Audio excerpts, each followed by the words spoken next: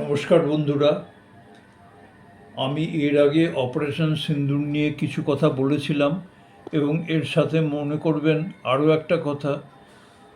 শ্রীকৃষ্ণের মুখনিসৃত শ্রী শ্রী গীতার উল্লেখ করেছিলাম। আমি অবাক হয়ে গেলাম এবং অন্তত একটা অংশ ফলে গেল এই সময়ে। স্বয়ং আমাদের দেশের উচ্চতম আদালতে শ্রী শ্রী গীতার একটি অংশের উল্লেখ না করলেও যে রাস্তায় গীতার কথা অর্জুনের মুখ থেকে শুনেছি, আর শ্রীকৃষ্ণ সেভাবে অর্জুনের কথাকে কাটলেন না। সেই কথাটাই আমাদের দেশের মহামান্য উচ্চতম আদালত ওই দিকেই নির্দেশ করলেন। খুলেই বলি, আমাদের দেশের 1 নম্বর পরিবারের রাজপুত্র গত 11 বছর ধরে আমাদের প্রধানমন্ত্রীকে হেন সময় যায় না যে আমাদের দেশের প্রধানমন্ত্রীর সম্বন্ধে কোনো অপশব্দ না বলে, আর তার সঙ্গে এটাও গেল যে কোনো তথ্য ছাড়াই, কোনো ভিত্তি ছাড়াই মিথ্যাচার করে তার সময়টা কাটায়। এর দ্বারা একটা তো প্রমাণ হয় যে তার যা দায়িত্বের প্রতিশ্রুতি দিয়ে লোকসভায় যায়, উচ্চতর আইন সভায় যায়, সেখানে সে সেই দায়িত্ব পালন করে না। শুধু শুধু আমাদের ট্যাক্সের পয়সা ধ্বংস করে ওই উচ্চাসনে বসে, কখনো প্রধানমন্ত্রীকে জড়িয়ে ধরে, কখনো আরেক মহিলার সাংসদের থুতনিতে আদর করে, কখনো চোখ মারে, আর যেসব প্রশ্ন করে তার কোনো সত্যাসত্য যাচাই না করেই করে। অনেকে মনে করেন বিদেশের কোনো শক্তির দ্বারা চালিত হয়ে এই প্রশ্ন করেন, কারণ 2 লোকসভা অধিবেশনের মাঝে তাকে বিদেশে যেতে দেখা যায়। মনে হয় বিদেশের বুদ্ধি নিতে, নির্দেশ নিতেই যায়। এতে দেশের কোনো হিত সাধন হয় না, বরং মনে হয় বিদেশের অশুভ শক্তির হাতের খেলনার পুতুল। এরা ভাই বোন যে পরিবারের, তাদের বংশ পরম্পরায় যে রাজনীতি, তার সমর্থক আমি কোনোদিনই ছিলাম না, এবং তার নীতিগত কারণে। কিন্তু আগে কখনো মনে হয়নি এদের পূর্বপুরুষরা দেশ বিরোধী শক্তির হাতে খেলছে। অর্থাৎ এদের পূর্বপুরুষ যারা দেশের ক্ষমতায় আগে ছিলেন, আমি তাদের নীতির বিরোধী ছিলাম। কিন্তু এখন মনে হয় এদিক ওদিক থেকে বিদেশি রক্ত মিশে অত্যন্ত ঘেঁটে গিয়েছে, যাকে বলে মহাভারতের গীতার ভাষায়, অর্জুনের কথায় বর্ণসংকর। এবং বর্ণসংকর মানেই নরকবাস। বন্ধুরা, বিশ্বাস করুন, আমেরিকায় হাউজিং কমপ্লেক্সে অনেকেই কুকুর পালেন, কিন্তু 2-4টে বিশেষ জাতকে নিষেধ করা আছে। এরা বিপজ্জনক জাতের কুকুর বলে। এবং বাদ এবং এবং বাদ হচ্ছে দোআঁশলাও বা মিক্সড জাতের কুকুর। দোআঁশলা জাতের কুকুর যদি বিপজ্জনক হয়, তাহলে মানুষ যদি বর্ণসংকর হয়, তাও আবার তাকে দেশের রাজপাট দিয়ে দেওয়া কতটা বিপজ্জনক। কোনো দেশের কোনো জাতের বিদেশ থেকে কী মন্ত্রণা পাচ্ছে, কী বুদ্ধি বা কুবুদ্ধি পাচ্ছে, যা দেশের পক্ষে ঘাতক হতে পারে। ওই 1 নম্বর পরিবারের কুমারের দেশের সরকারের কথায় বিশ্বাস নেই, দেশের আর্মির চিফ, এয়ারফোর্সের চিফ এর বক্তব্যকে বিশ্বাস নেই যে দেশের বা শত্রু দেশের ক্ষতি হয়েছে অথবা হয়নি। এমন অবস্থায় কী আর করা যায়? তাকে তো একটা জিনিস করা যেতে পারে। এয়ারফোর্সের উচিত মিসাইলের সঙ্গে বেঁধে পাঠিয়ে দিক। ওই মিসাইল গিয়ে শত্রু দেশের কোনো সৈন্য ঘাঁটিতে গিয়ে কী কী ভয়ানক ক্ষতি করেছে, কত গভীরে পৌঁছিয়েছে, কোন ঘাঁটির কোন কোন সামরিক শস্ত্র ধ্বংস করলো, তাতে ওই দেশের নেতাদের মাঝে মাঝে এই বলে ধমকি দেওয়া যে আমাদের উপর আণবিক হামলা করতে পারে। তো ভারতের উপরে নাকি আণবিক হামলা করবে। তো আমাদের দেশের রাজকুমার মিসাইলের সঙ্গে ওই সামরিক ব্যবস্থার ভেতরে গিয়ে দেখতে পারে যে কী কী আছে, ভারতের মিসাইল গিয়ে কী কী ধ্বংস করলো, একেবারে ফার্স্ট হ্যান্ড অভিজ্ঞতা। রাজকুমারের এত ব্যগ্রতা জানার জন্য আমাদের প্রতিরক্ষা বিভাগ, আমাদের আর্মি, এয়ারফোর্সের প্রধানদের কথায় বিশ্বাস নেই। বিশ্বাস আমার শত্রু রাষ্ট্রের উপরে। আর কি করা যেতে পারে? যাক, মিসাইলের সঙ্গে একেবারে শত্রু রাষ্ট্রের সামরিক ঘাঁটির ভেতরে, যেখানে মিসাইল ভেতরে ঢুকে কী কী ধ্বংস করলো, ওদের আণবিক অস্ত্র কী কী মজুদ ছিল, কি ছিল না, থাকলে ধ্বংস হলো কি না, তার রাজকুমার স্বয়ং চাক্ষুষ দেখবে। মিসাইলের সঙ্গে নিজেকে বেঁধে শত্রুর সামরিক ঘাঁটির ভেতরে চলে গেলে দেশবাসীও একটু স্বস্তি পাবে।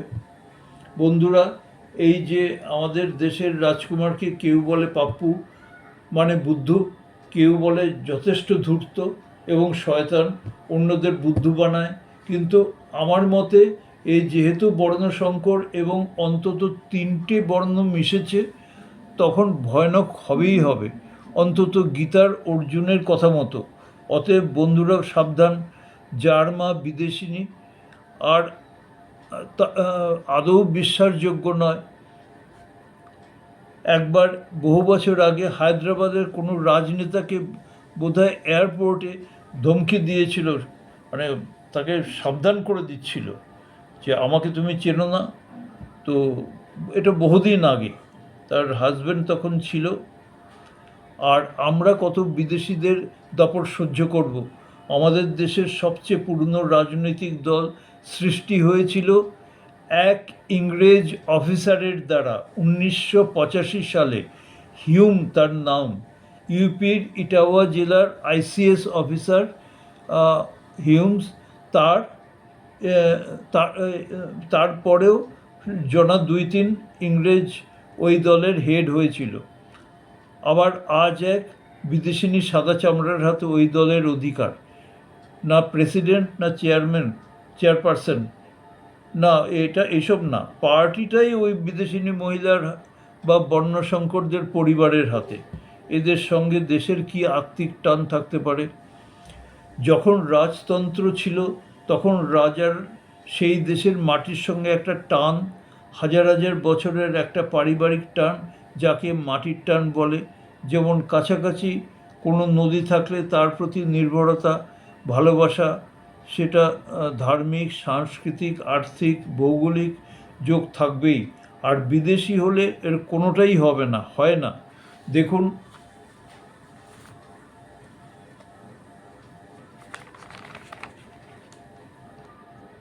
এদেশের 1 নম্বর পরিবার অর্থাৎ রাজ পরিবারের রাজপুত্র কথায় কথায় বিদেশে দৌড়ায় কেন, কিসের টানে?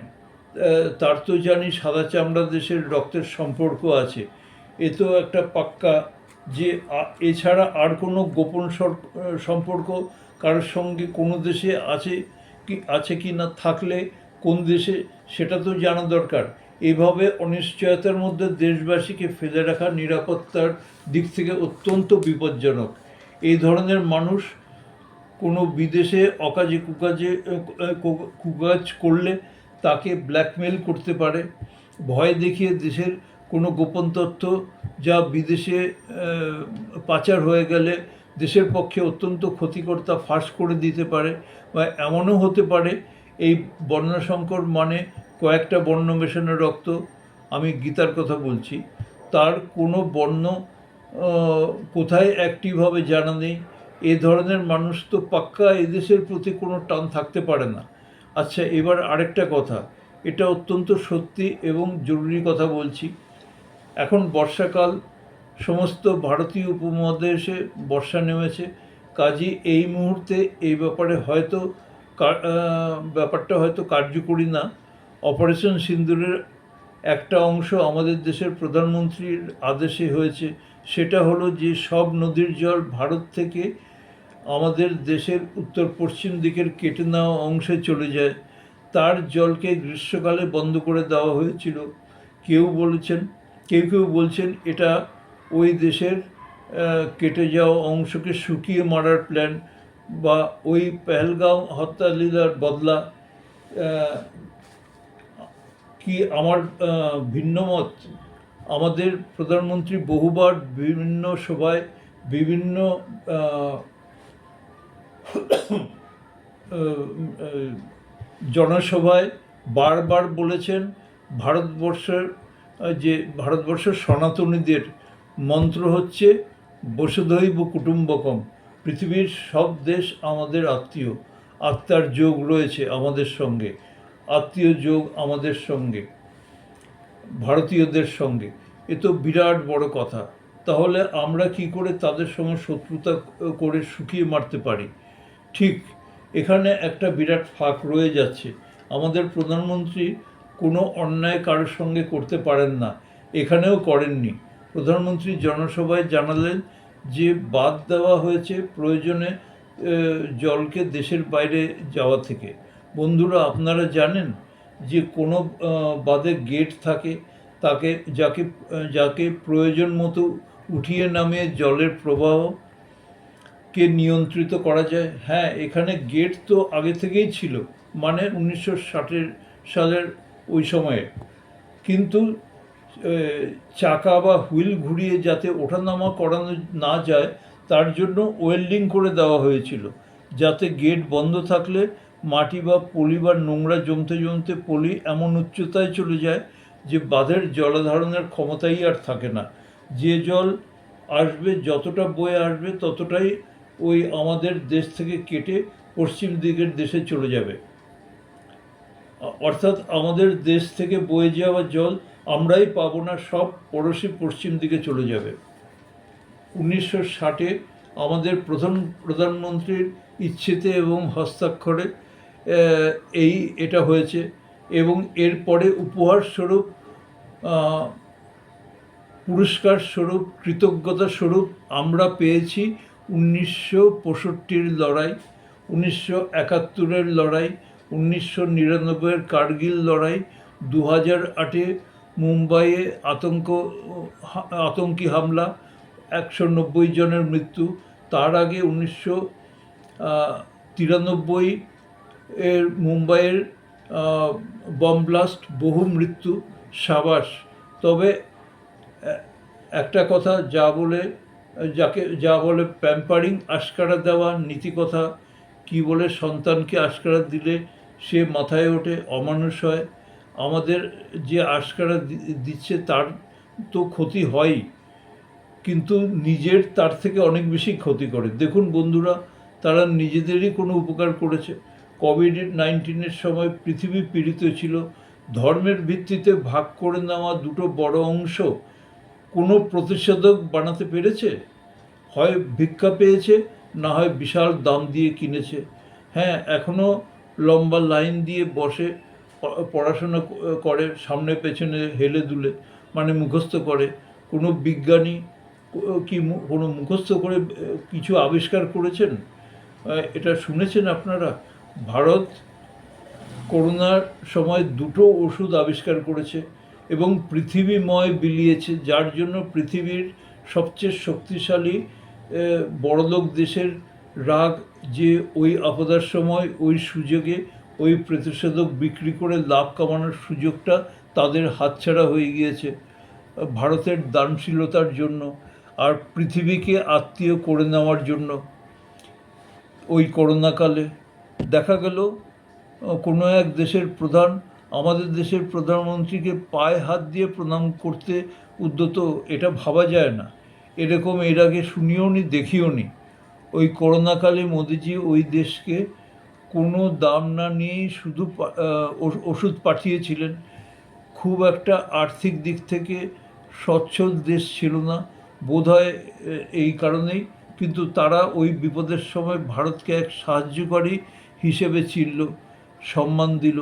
অবশ্য এরকম দেশ আছে যে প্রয়োজনের সময় সাহায্য পেয়ে পরে ভুলে যায়, যখন তাদের সেই দেশ আরব দেশ থেকে ছোঁয়াচ পাওয়া ধর্ম পেয়ে উপকারীর উপকার ভুলে যায়। যেমন একবার শ্রীলঙ্কা থেকে একদল দস্যু ধরনের লোক হামলা চালিয়ে দেশটাকে কবজা করে নিয়েছিল। সেই দেশের নাম মালদ্বীপ। কেরালার থেকে জাহাজে যাওয়া যায়। ভারত নৌবাহিনী পাঠিয়ে সেই দস্যুদের দমন করে এবং মালদ্বীপকে বিপদ থেকে রক্ষা করে। আরেকবার ওদের খাবার জলের ব্যবস্থায় কোনো কারণ নষ্ট হয়ে গিয়েছিল। চিন্তা করুন, ছোট দেশের ওই একটাই যান্ত্রিক ব্যবস্থা যা ওই দেশের সমস্ত পানীয় জলের ব্যবস্থার যোগান দিত। কত বড় বিপদ ছিল ওই ব্যবস্থা বিকল হয়ে যাওয়াতে। সঙ্গে সঙ্গে আমাদের দেশ জাহাজ ভর্তি করে জল পাঠায়। তখন সুষমা স্বরাজ বিদেশমন্ত্রী ছিলেন এবং তাদের পিপাসা থেকে, মৃত্যুর হাত থেকে বাঁচান। কিন্তু ওরা এসব ভুলে হঠাৎ কী করলো, সব ভারতীয়কে ওই দেশ থেকে তাড়াতে হবে। এমনকি আজকের ওই দেশের প্রধানমন্ত্রী, বর্তমান যে প্রধানমন্ত্রী, এমন টি শার্ট পরেছিল যাতে প্রিন্ট করা ইন্ডিয়া আউট, ভালো। এরপর আমাদের প্রধানমন্ত্রী মোদিজি গেলেন লাক্ষাদ্বীপে, আর সমুদ্রের তীরে গিয়ে একটা চেয়ার নিয়ে বসে সমুদ্রের দৃশ্য উপভোগ করতে লাগলেন এবং ওই দৃশ্য পুরো ভারতে এবং বিশ্বময় ছড়িয়ে দিলেন। ওই ইশারাই যথেষ্ট।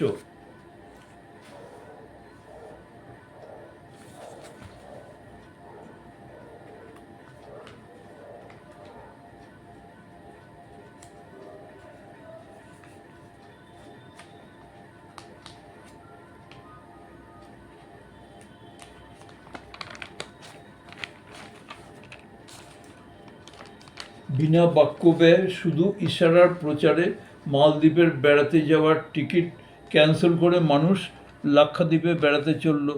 যে মালদ্বীপ একটা ছোট দেশ, ট্যুরিস্টের ওপরে তাদের অর্থনীতি নির্ভর করে। ভারতের মতো বিশাল দেশের বহু ট্যুরিস্ট মালদ্বীপে ট্যুর করতে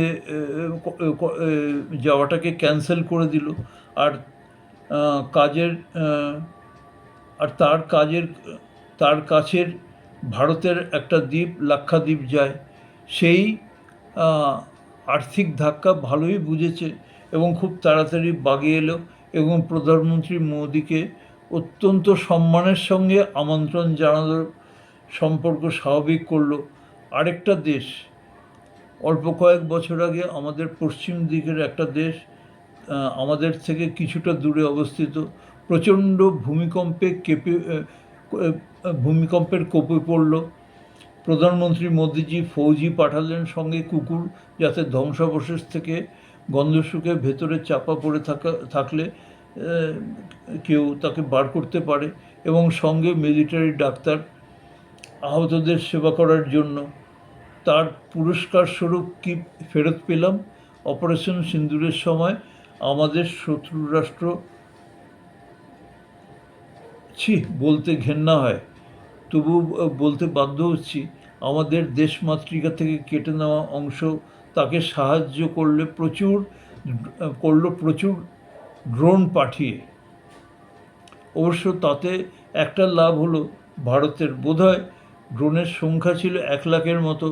নিশ্চয়ই বিশাল খরচ হয়েছে এবং এর একটাও আমাদের ক্ষতি করতে পারেনি। যারা পাঠিয়েছে তারাই বিশাল আর্থিক ক্ষতি করেছে নিজেদের, এবং যারা তৈরি করেছে ওই ড্রোনগুলো, তাদের সাহায্য করেছে অপারেশনের সিন্দুর চলাকালীন। তাদের বিজ্ঞান বুদ্ধি, জ্ঞানের পরিধি জানা গেল, পৃথিবী জানল। সেই দেশ হচ্ছে তুরস্ক বা টার্কি, ওই অকৃতজ্ঞ দেশ যারা ভারত থেকে তাদের প্রাকৃতিক বিপর্যয়ের সময়, ভূমিকম্পের সময় সাহায্য পেয়ে কৃতজ্ঞ থাকা উচিত ছিল। তারা আমাদের মারতে, আমাদের ক্ষতি করতে, আমাদের শত্রুদের হাতে যুদ্ধের সময় যুদ্ধ সামগ্রী পাঠালো, ড্রোন পাঠালো।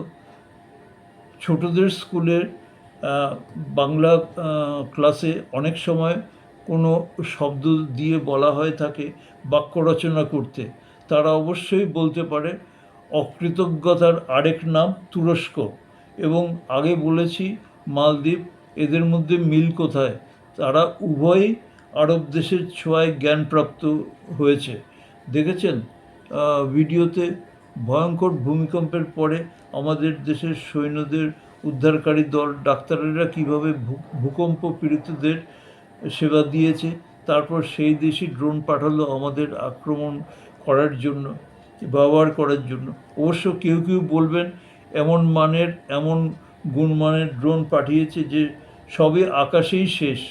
শোনা যায় 1,00,000 ড্রোন, চিন্তা করুন কার্যকারী হলে কি ভয়ানক বিপর্যয় নেমে আসতো আমাদের দেশে। বারে বাহ, কি ধর্ম পেয়েছে, কি শিক্ষা পেয়েছে আরব দেশ থেকে। মনুষ্যত্ব বলে একটা কথা আছে, বোধহয় ওই আরব দেশ থেকে আসা ওই শিক্ষার প্রথম পাঠই হচ্ছে মনুষ্যত্বকে ত্যাগ করো। সেদিন ইউটিউবে দেখছিলাম এক বাংলাদেশি পাকিস্তানে ট্যুরিস্ট হিসেবে গিয়েছে, পাকিস্তানি অকুপাইড কাশ্মীরে বেড়াতে গিয়েছে। একটা নদী যার নাম কিষানগঙ্গা বা নীলম, সেখানে গেলে ওই দিকের থেকে আবার এদিকের ভারতটা দেখা যায় নদীর এই পারে। স্থানীয় লোকেরা বাংলাদেশি জেনে খুব খুশি হলো, পিওকে লোকেরা। আর আর বাংলা দেশ একই ধর্মের, অতএব আমরা তো একই। ধন্যবাদ বন্ধুরা।